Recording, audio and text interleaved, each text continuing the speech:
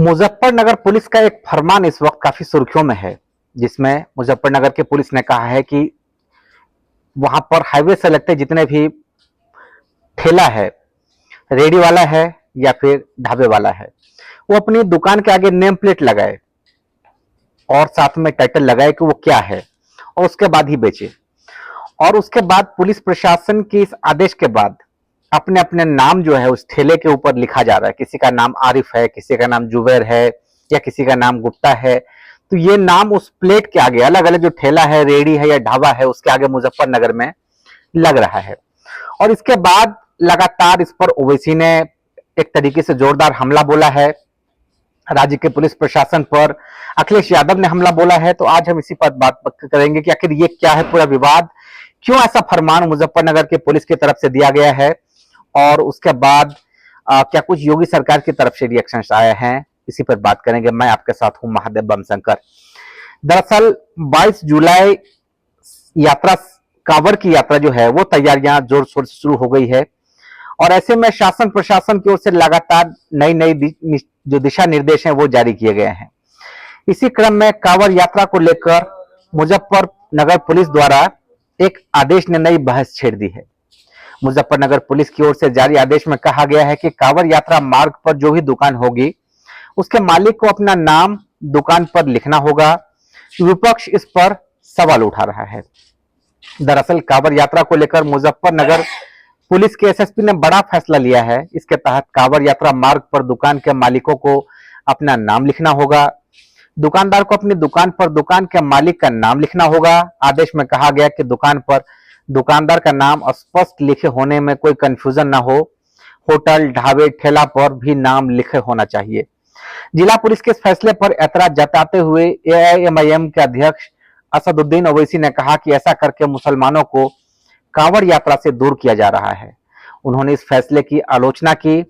उधर स्वामी चक्रपाणी ने इस फैसले की सराहना की है। इससे पहले उत्तर प्रदेश सरकार ने कांवड़ यात्रा के दौरान हथियारों के प्रदर्शन पर रोक लगाने के संबंध में एक एडवाइजरी जारी की।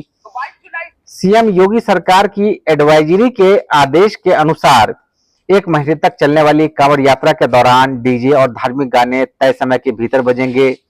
कांवड़ यात्रा 22 जुलाई से शुरू हो रही है, जो 19 अगस्त तक चलेगी। डीजीपी प्रशांत कुमार ने बताया कि यात्रा के मद्देनजर यातायात व्यवस्था में बदलाव किया गया है। यात्रा शुरू होने वाले मार्गों पर भारी वाहनों के प्रवेश पर रोक रहेगी। इसके अलावा 21 जुलाई की मध्य रात्रि से दिल्ली एक्सप्रेसवे, देहरादून एक्सप्रेसवे और चौधरी चरण सिंह कांवड़ मार्ग पर प्रवेश रोक रहेगी। इन सब के बीच जो सवाल उठ रहा है वो इसको लेकर, क्योंकि वहां के जो स्थानीय लोग हैं वो लगातार कह रहे हैं कि पुलिस प्रशासन की तरफ से परेशान किया जा रहा है और कहा जा रहा है कि नंबर प्लेट जो नाम है वो जरूर लगाएं। दरअसल यूपी में कांवड़ यात्रा से पहले मुजफ्फरनगर जिले में खाने पीने और फल की दुकानें लगाकर जो लगाने वाले दुकानदारों ने अपने अपने नाम लिखकर टांग लिए हैं। दरअसल पुलिस ने कांवड़ रूट पर पड़ने वाले सभी दुकानदारों को निर्देश दिया है कि अपनी अपनी दुकानों पर प्रोपराइटर या फिर काम करने वालों का नाम जरूर लिखें, जिससे कांवड़ियों को किसी प्रकार का कंफ्यूजन ना हो। अब इसको लेकर सियासत तेज हो गई है। समाजवादी पार्टी के प्रमुख अखिलेश यादव समेत तमाम विपक्षी दलों के नेताओं ने इस पर आपत्ति जताई है। खुद बीजेपी के सहयोगी जेडीयू भी इस फैसले से इत्तेफाक नहीं रखती है। जेडीयू नेता केसी त्यागी ने कहा कि जिला प्रशासन कांवड़ यात्रा में दुकान पर नाम लिखने के नियम की समीक्षा करे और इसे अन्य जिलों में लागू ना करे। केसी त्यागी जनता दल यूनाइटेड के नेता हैं। जनता दल यूनाइटेड यानी नीतीश कुमार इनके अगुवाई में अध्यक्ष हैं और हालांकि अध्यक्ष व कार्यकारी अध्यक्ष संजय झा जी बने हुए हैं। केसी त्यागी का कहना है कि पता नहीं किन परिस्थितियों में मुजफ्फरनगर प्रशासन ने ये निर्देश जारी किया है, लेकिन इन मुस्लिम बहुल इलाकों में सांप्रदायिक हिंसा का कोई इतिहास नहीं है। उन्होंने कहा कि इसलिए प्रशासन अपने आदेश की समीक्षा करे और इसे यूपी के अन्य जिलों में लागू ना करे। वहीं दारुल उलूम के प्रवक्ता मौलाना सुफियान निजामी ने कहा कि धर्म के नाम पर आपत्ति करना बिल्कुल गलत है। क्या दुकान किसी धर्म के आदमी की है यह बताना जरूरी है? उन्होंने सवाल किया है। निजामी के मुताबिक कोई भी मजहब दूसरे मजहब के साथ भेदभाव नहीं करता, तो ऐसे फरमान गलत है।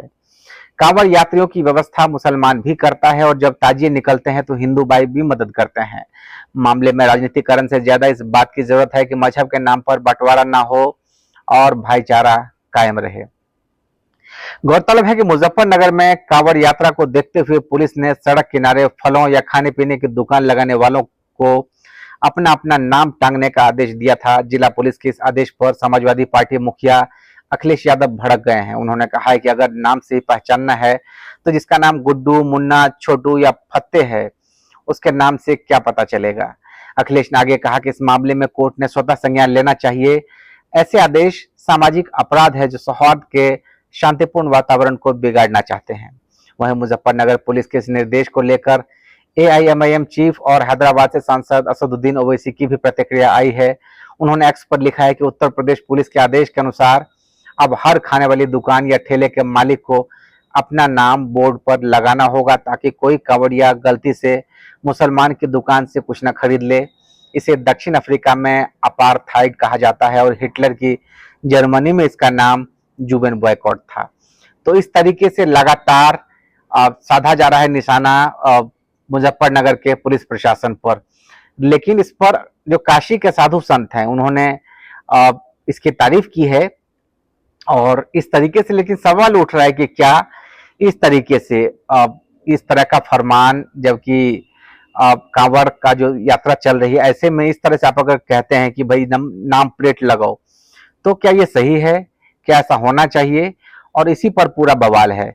दरअसल इसको लेकर असदुद्दीन ओवैसी ने ट्वीट किया। उन्होंने कहा कि उत्तर प्रदेश के पुलिस के अनुसार अब हर खाने वाली गली, दुकान या ठेले के मालिक को अपना नाम बोर्ड पर लगाना होगा ताकि कोई कावड़िया गलती से मुसलमान की दुकान से कुछ न खरीद ले। इसे दक्षिण अफ्रीका में अपार्थाइड कहा जाता है। तो देखिए, इस तरीके से इसके बहाने कहीं ना कहीं सियासत भी हो रही है। लेकिन एक हकीकत यह भी है कि दिल्ली से करीब 250 किलोमीटर है हरिद्वार, और इस बीच में पड़ता है मुजफ्फरनगर। हाईवे है, यहाँ पर कई होटल हैं, ढाबे हैं, इसमें कई समुदाय के लोग काम करते हैं यहाँ पर। तो ऐसे में अगर इस तरह के आदेश दिए गए हैं तो इसके बाद सवाल उठ रहा है। और दूसरा ये भी एलिगेशन लगा है कि इस आदेश के बाद वहां से ऐसा कहा गया है कि ढाबे से मुसलमानों को जो काम कर रहे थे उनको हटाया गया है। अब कितना हकीकत है ये तो पहचान के बाद, जांच के बाद पता चलेगा। लेकिन कई ऐसी चीजें हुई है, तो अब सवाल उठ रहा है कि आखिर इसके पीछे क्या कुछ इंटेंशन है, वो देखने की जरूरत है। और आपको वीडियो कैसा लगे, अच्छा लगे तो आप इसको लाइक करिए, चैनल को सब्सक्राइब करिए और शेयर करिए, साथ ही कमेंट करिए। महादेव बमशंकर को दीजिए इजाजत। बहुत शुक्रिया आप सभी का।